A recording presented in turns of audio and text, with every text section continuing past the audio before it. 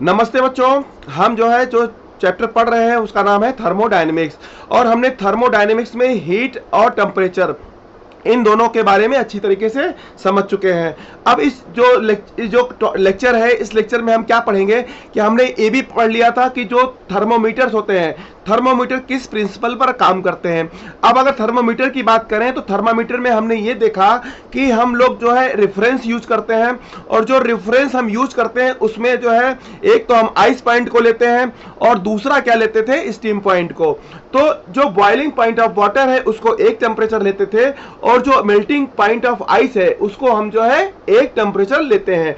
अब ये जो मेल्टिंग पॉइंट ऑफ आइस है, अब जो हमारे सेल्सियस जो साइंटिस्ट थे उन्होंने मेल्टिंग पॉइंट ऑफ आइस को उन्होंने क्या किया, 0 टेम्परेचर लिया, और उन्होंने जो बॉइलिंग पॉइंट ऑफ वाटर है इसको क्या किया, उन्होंने जो है 100 जो है पॉइंट लिया। अब ये जो 0 से 100 तक के पॉइंट थे इसको उन्होंने क्या किया, 100 पॉइंट्स में डिवाइड कर दिया। अब ये जो 100 पॉइंट्स में डिवाइड किया, इसमें जो ईच जो डिवीजन था उसको उन्होंने 1 डिग्री बोला।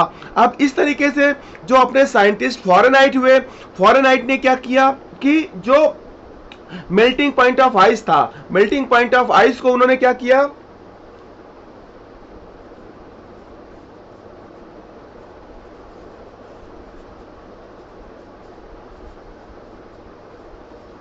इसको उन्होंने 32 डिग्री लिया, और जो बॉइलिंग पॉइंट था,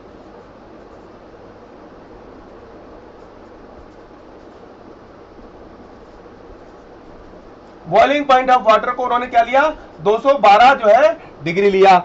अब इन्होंने क्या किया कि मेल्टिंग पॉइंट को जो है 32 लिया और बॉइलिंग पॉइंट ऑफ वाटर को जो है 212 लिया। अब इसको उन्होंने क्या किया, 180 डिवीजन में जो है इन्होंने इसको जो है डिवाइड कर दिया, और ईच डिवीजन को इन्होंने क्या बोला, 1 डिग्री फ़ारेनहाइट।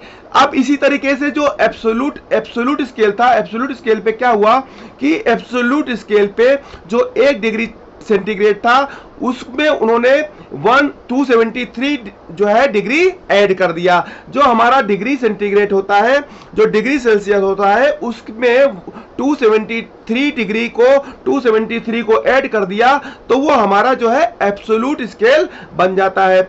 अब थर्मोमीटर जो हम बनाते हैं, थर्मोमीटर बनाने के लिए हम कोई प्रॉपर्टी यूज करते हैं, तो ये जो फिजिकल प्रॉपर्टी होती है, फिजिकल प्रॉपर्टी उन्हीं फिजिकल प्रॉपर्टी को यूज कर सकते हैं कि जिनका वेरिएशन टेम्परेचर के साथ चेंज हो रहा हो। अगर उस प्रॉपर्टी का जो है वो प्रॉपर्टी जो है टेम्परेचर के साथ अगर उसका वेरिएशन चेंज नहीं हो रहा है तो उस प्रॉपर्टी को हम यूज नहीं कर सकते हैं। अब बात आती है मरकरी थर्मोमीटर की। तो मरकरी थर्मोमीटर में हम क्या करते हैं, जो मरकरी का वॉल्यूम होता है, तो मरकरी का जो वॉल्यूम होता है उसको हम जो है यूज करते हैं। अब मरकरी का वॉल्यूम का जो बढ़ना, जो टेम्परेचर के साथ मरकरी का जो वॉल्यूम बढ़ता है, ये जो है एक लीनियर होता है कि मरकरी का वॉल्यूम का बढ़ना विद टेम्परेचर, ये क्या है, लीनियर होता है, और हम इसको जो है यूज करते हैं। और इसी तरीके से जब हम वॉल्यूम थर्मोमीटर की बात करते हैं, अभी हमने जो है मरकरी थर्मोमीटर की बात की, अगर हम वॉल्यूम थर्मोमीटर की बात करते हैं तो वॉल्यूम थर्मोमीटर में हम वॉल्यूम को यूज करते हैं। तो एक कांस्टेंट प्रेशर पे, जैसे गैस का वॉल्यूम जो है टेम्परेचर के साथ लीनियरी जो है चेंज होता है, तो अगर प्रेशर कांस्टेंट रखते हैं तो जो टेम्परेचर के साथ में जो प्रेशर है, टेम्परेचर के साथ में जो वॉल्यूम है वो लीनियर चेंज होता है, तो हम वॉल्यूम थर्मोमीटर को भी यूज करते हैं। इसी तरीके से प्रेशर थर्मोमीटर को भी हम यूज करते हैं, क्योंकि प्रेशर भी जो है टेम्परेचर के साथ जो है लीनियर चेंज होता है।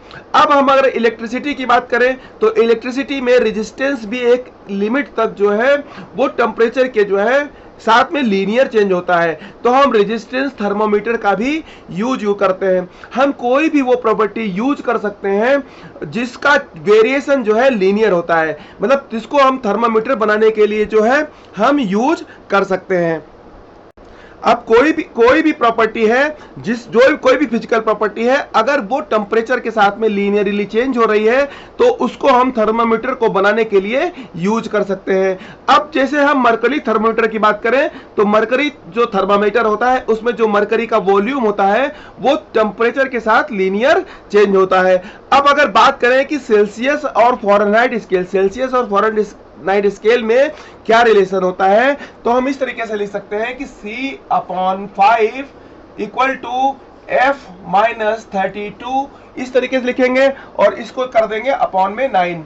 अगर ये जो रिलेशन है ये हमारा क्या है, जो है सेल्सियस और फ़ारेनहाइट स्केल में रिलेशन होता है। अगर हमको अगर सेल्सियस में दिया हुआ है कोई टेम्परेचर और उसको फ़ारेनहाइट में कन्वर्ट करना है तो ये रिलेशन वहां पर बहुत अधिक काम में आता है। अगर हमको ये रिलेशन पता है तो हम सेल्सियस से फ़ारेनहाइट और फ़ारेनहाइट से सेल्सियस में हम इसको जो है टेम्परेचर को जो है कन्वर्ट कर सकते हैं। और एब्सोल्यूट टेम्परेचर की बात होती है तो वहां पर हम 273 डिग्री ऐड करते हैं तो वहां पर हमारा जो है एब्सोल्यूट टेम्परेचर बन जाता है। और अगर 273 डिग्री माइनस कर देंगे तो वहां पर डिग्री सेंटीग्रेड में जो है एब्सोल्यूट टेम्परेचर से जो है वो डिग्री सेल्सियस में वो टेम्परेचर जो है कन्वर्ट हो जाएगा।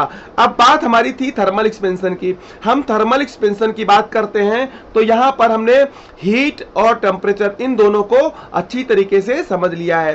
अब अगर बात करें कि टेम्परेचर ज्यादा है, अगर टेम्परेचर ज्यादा है तो इसका मतलब ये नहीं होता है कि जो है हीट ज्यादा होगी। टेम्परेचर सिर्फ ये चीज बताता है कि अगर दो बॉडी को एक दूसरे के कांटेक्ट में लाएं तो जो है जो हीट है वो किस तरफ जो है उसका जो हीट है किस तरफ जो है ट्रांसफर होगा। यानी अगर हमने टेम्परेचर किसी चीज का बताया है तो वो हमको सिर्फ ये बताता है कि अगर हमने दो बॉडी को कांटेक्ट में लाया है तो उसका हीट जो है किस तरफ जाएगा, ये हमको जो है सिर्फ टेम्परेचर बताता है। अगर हम इसको जो है सिंपल सा एक वेसल बना लेते हैं और वेसल हमारा कैसा है, इस तरीके से हमने एक वेसल बना लिया और ये क्या है, ये कॉन्सेप्ट हमको जो है हीट और टेम्परेचर को अच्छी तरीके से समझने में मदद करता है। अब मान लो हमने एक जो है इस तरीके का वेसल बना लिया। अब इस वेसल को जब हमने बनाया तो बीच में जो है हमने इसमें जो है बीच में एक जो है यहां पर टोटी लगा दी। इसके कारण हमारा जो है ये वेसल और ये वेसल दोनों जो है सेपरेट हो गया।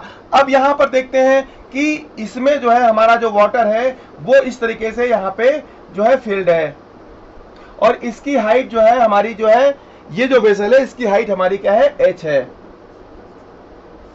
और जो इधर जो वेसल है यहां पर हमने जो है वाटर जो भरा हुआ है वो क्या है 2h हाइट तक हमने जो है फिल कर दिया है। तो ये हमारा जो हाइट है वाटर का ये जो है 2h तक है।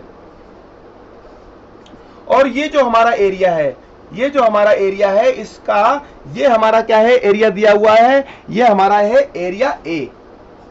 ये हमारा जो है एरिया A दिया हुआ है और ये जो हमारा एरिया है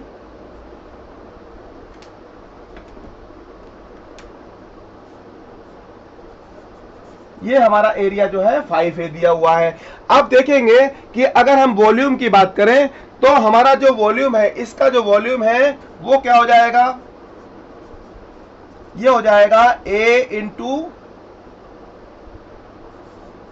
2H और इसका वॉल्यूम क्या हो जाएगा 5A इंटू H। इस तरीके से हमारा जो है अब वॉल्यूम की बात करें तो हमारा इधर का वॉल्यूम जो है वो क्या है 5AH है और इस तरह का वॉल्यूम जो है 2AH है। मतलब वॉल्यूम तो इधर ज्यादा है। अगर हमने बीच में जो टोटी है अगर इसको जो है हमने इसको ओपन कर दिया तो अगर देखा जाए तो वॉल्यूम तो एटलीस्ट इस तरफ का ज्यादा है, पर जो वाटर है वाटर किधर की तरफ जाएगा, तो वाटर जो है कम वॉल्यूम से ज्यादा वॉल्यूम की तरफ जा रहा है। यानी कि जो यहाँ पे वॉल्यूम है, वॉल्यूम क्या है, वॉल्यूम को आप इस तरीके से समझिए कि ये हीट है। तो इधर क्या है हीट कम है, इधर क्या है हीट कम है और इधर क्या है हीट ज्यादा है, पर जो है हीट कम हीट से ज्यादा हीट की तरफ जा रही है। और अगर ये हाइट की बात करें तो जो हमारी हाइट है, हाइट हमारी क्या है, ये एक तरह से मान के चलो टेम्परेचर है। तो हाइट हमारा क्या है टेम्परेचर है। तो जब टेम्परेचर जो है हाइट जिसका ज्यादा होगा तो वो पानी जो है ज्यादा हाइट की तरफ से जो है लो हाइट की तरफ जो है मूव करेगी। तो आप वॉल्यूम को एज ए हीट कंसीडर करिए और जो हाइट है उसको एज ए टेम्परेचर जो है कंसीडर करिए। अब आपको ये समझ में आ गया, आपको एक आइडिया आ गया कि हीट अगर ज्यादा है तो जो है ऐसा नहीं है कि जो है लो हीट से हाई हीट की तरफ जो है हीट जो है ट्रांसफर होगी। हीट ट्रांसफर के लिए अपने को टेम्परेचर पे आना पड़ेगा, और जिसका टेम्परेचर ज्यादा होगा जो है हीट जो है उस टेम्परेचर से उस टेम्परेचर तक जो है ट्रांसफर होगी। अब आपने ये समझ लिया कि हीट और जो टेम्परेचर है इसमें जो है डिफरेंस क्या है। अब आपको इसमें जो है आपने पानी की वॉल्यूम से एक तरह से इसको अच्छी तरीके से समझ लिया। अब इसमें यह समझना है कि अब ये जो लेवल है, लेवल ये बताएगी कि हमारा जो टेम्परेचर ये बताएगा कि हीट जो है अब जो है किस तरफ से किस तरफ की तरफ जाएगी। तो हमको जो है ये जो चीज है इसमें हीट और टेम्परेचर, इसमें हमको ये नहीं समझना है कि जो हीट और टेम्परेचर है ये एक दूसरे के डायरेक्टली प्रोपोर्शनल है। हीट और टेम्परेचर ये एक दूसरे के डायरेक्टली प्रोपोर्शनल नहीं होते हैं। अब अगर जो है थर्मल एक्सपेंशन की बात करें तो थर्मल एक्सपेंशन में हमने ये देखा कि जनरली जो है मटेरियल जो है हीट करने के बाद एक्सपेंड होते हैं। हमने जनरली टर्म्स क्यों यूज किया, जनरली टर्म्स हमने इसलिए यूज किया कि जैसे हम वाटर की बात करते हैं तो वाटर में क्या है 0 से 4 डिग्री सेंटीग्रेड तक जो है वाटर जो है कॉन्ट्रैक्ट होता है। तो हमने क्या देखा कि जनरली अगर इस केस को छोड़ दें तो हीटिंग करने पे मटेरियल जो है एक्सपेंड करते हैं। अब एक्सपेंशन क्यों होता है ये जो है अलग अलग तरीके से समझाया गया। अगर कोई मटेरियल है उसको हमने हीट किया तो उसमें उसके अंदर जो है एक्सपेंशन क्यों होता है। अगर थर्मल एक्सपेंशन की हम बात करें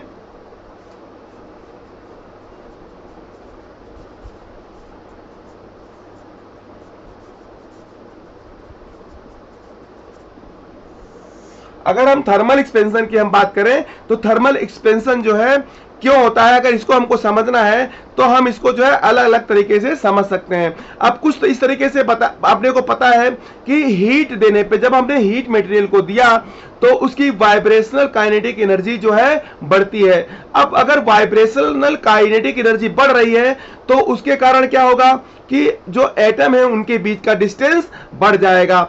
अब अगर उनके बीच का जो है डिस्टेंस बढ़ जाएगा तो वो जो है मटेरियल जो है एक्सपेंड हो जाएगा। अब इसको अगर और अच्छी तरीके से समझना है तो हम इसको केमिकल बॉन्डिंग के थ्रू समझ सकते हैं। अब अगर हमको केमिकल बॉन्डिंग को समझना है तो केमिकल बॉन्डिंग में एक होता है स्टेबिलिटी कर्व, वो हमको अगर अच्छी तरीके से पता है तो हम जो है इसको अच्छी तरीके से जो है हम इसको समझ सकते हैं। अब केमिकल बॉन्डिंग अगर हमको अच्छी तरीके से आ रहा है समझ में तो हम उसको इस तरीके से समझ सकते हैं कि जब मॉलिक्यूल्स बनते हैं तो उनके बीच में मान लो r0 डिस्टेंस है। अगर मॉलिक्यूल्स जब बन रहे हैं तो उनके बीच में r0 डिस्टेंस है। अब जब मॉलिक्यूल्स बन रहे होते हैं तो जो एटम्स होते हैं उनके बीच में पोटेंशियल एनर्जी सबसे कम होती है। पोटेंशियल एनर्जी क्या होती है, सबसे कम होती है, और वो एक दूसरे को अट्रैक्ट करते हैं। और वो जैसे जैसे वो एक दूसरे के पास में आते हैं तो जब वो एक दूसरे के पास में आते हैं तो वो एक दूसरे को रिपेल करने लगते हैं। जब वो एक दूसरे को रिपेल करते हैं तो तब भी उनकी पोटेंशियल एनर्जी सबसे कम होती है। तो r0 डिस्टेंस जो है जिसको हम बोलते हैं बॉन्ड लेंथ भी बोलते हैं, वो डिस्टेंस होता है जिसमें सिस्टम की एनर्जी जो है सबसे कम होती है। अब अगर हम जो है एटॉमिक थ्योरी ऑफ एक्सपेंशन की बात करें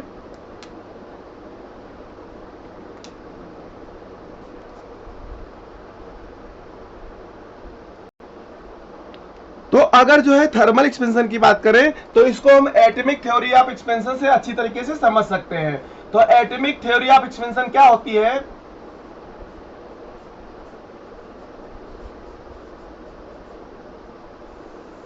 एटॉमिक थ्योरी क्या बोलती है कि अगर हमने स्टेबिलिटी कर्व की बात करें तो हम पहले स्टेबिलिटी कर्व ड्रॉ करते हैं। तो स्टेबिलिटी कर्व क्या होती है, इसको हमने जो है एक ये लाइन ली और एक हमने एक्स एक्सिस ले लिया।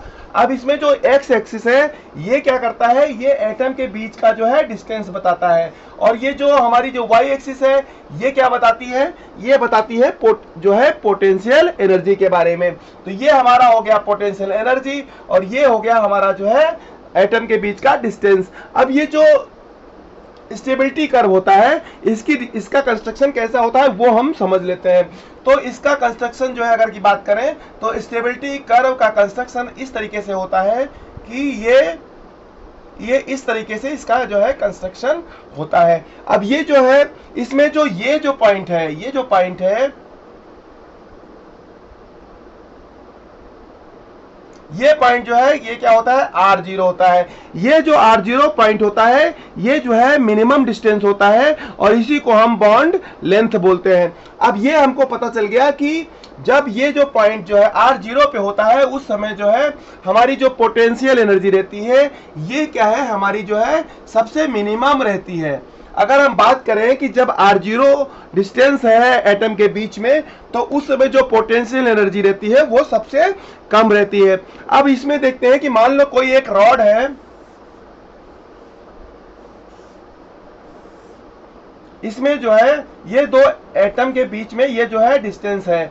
अब ये जो डिस्टेंस जो है यहाँ पे दिया हुआ है, अब इसमें ये मान लो कि अभी जो है R0 डिस्टेंस पे कोई जो है हमारा जो है एटम जो है सिचुएटेड है और उस समय इसकी जो पोटेंशियल एनर्जी है वो सबसे कम है। अब जैसे जैसे इसको जो है हमने टेम्परेचर बढ़ाया तो जैसे जैसे इसकी एनर्जी बढ़ाई तो ये क्या करेगा, इसके बीच में जो ये डिस्टेंस है वो क्या हो जाएगा, ये हो जाएगा R1 और यहां तक ड्रॉ करेंगे तो ये क्या हो जाएगा, R2 हो जाएगा। तो R1 R2 जो है उस समय जो है डिस्टेंस हो जाएगा। अब अगर इसकी बात करें तो इसका जो एवरेज जो है एवरेज डिस्टेंस है उस समय क्या हो जाएगा, R1 प्लस R2 अपॉन में 2। ये जो है हमारा क्या हो जाएगा, एवरेज डिस्टेंस। एवरेज डिस्टेंस क्या हो जाएगा, R1 प्लस R2 अपॉन में 2।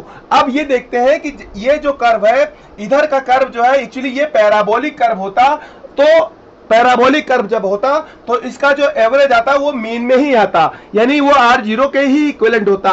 पर ये कर्व पैराबोलिक नहीं है, ये कर्व जो है थोड़ा जो है स्लाइटली जो है शिफ्टेड है जो है इस तरफ जो है। तो जैसे जैसे आप देखेंगे कि टेम्परेचर हम बढ़ाते हैं तो R1 कम रहता है, R2 ज्यादा होता है, यानी R1 और R2 का जो एवरेज निकालते हैं वो R0 से जो है ज्यादा आता है। तो इस केस में क्या होगा कि धीरे धीरे करके इसका जो एटम का जो डिस्टेंस है एक दूसरे से वो बढ़ता जाता है। ये जो कर्व है, कर्व से आप ये समझो कि जैसे जैसे इसमें हीट हम देते जाते हैं तो एटम का जो डिस्टेंस है वो जो है बढ़ता जाता है। अब जो है ये जो मटेरियल एक्सपेंड हो रहा है, अगर कोई पूछता है कि थर्मल एक्सपेंशन का कारण क्या होता है, तो जो ये जो एसिमेट्री ऑफ स्टेबिलिटी कर्व है,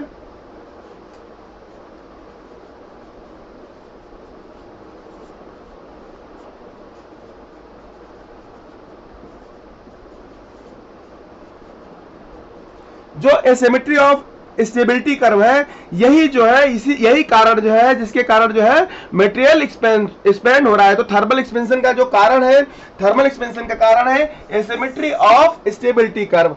स्टेबिलिटी कर्व जो है जो एसिमेट्रिक है, जिसके कारण जो है इसके बीच का जो एवरेज डिस्टेंस है हीटिंग में ये जो बढ़ जाता है, और जब ये जो है इसका एवरेज डिस्टेंस बढ़ जाता है यानी एटम के बीच का डिस्टेंस बढ़ जाता है। और अगर हम टेम्परेचर कम करते हैं तो भी जो है ये जो है R1 की तरफ शिफ्ट हो जाएगा, इसकी तरफ शिफ्ट हो जाएगा और उस केस में भी जो है एवरेज डिस्टेंस कम हो जाता है। तो अकॉर्डिंग टू एटॉमिक थ्योरी के अकॉर्डिंग जो है जो एक्सपेंशन होता है वो एसिमेट्री ऑफ स्टेबिलिटी कर्व के कारण होता है। एसिमेट्री ऑफ स्टेबिलिटी कर्व जो है जिसके कारण जो है ये जो है थर्मल एक्सपेंशन होता है। अब अगर हम बात करते हैं कि यहां तक तो हमको समझ में आ गया कि थर्मल एक्सपेंशन क्यों होता है, थर्मल एक्सपेंशन के कॉजेस समझ में आ गए। अब यहां से हम अगर फॉर्मूले की बात करें तो इसके बाद स्टार्ट होता है फार्मूला वाला पोर्शन। तो फार्मूले वाले पोर्शन में हमको क्या क्या समझना है, उसमें हमको जो है इसके एक्सपेंशन, जो हमारे एक्सपेंशन होते हैं इसके फार्मूले को समझना है। तो बच्चों होप आपको ये कॉन्सेप्ट अच्छी तरीके से समझ में आ गया और आप जो है नेक्स्ट कॉन्सेप्ट लेक्चर में आप इसके फार्मूले वाले पोर्शन में जाएंगे और इसके फार्मूले को जो है हम समझेंगे और उस फार्मूले के थ्रू जो हमारा जो चैप्टर है ये हमारा जो है कंप्लीट हो जाएगा। तो बच्चों ये चैप्टर बहुत छोटा है, इसमें बहुत जो है अच्छे कॉन्सेप्ट्स हैं और इस कॉन्सेप्ट को हम जो है 1 या 2 कॉन्सेप्ट लेक्चर्स में कंप्लीट कर लेंगे। तो बच्चों थैंक यू वेरी मच।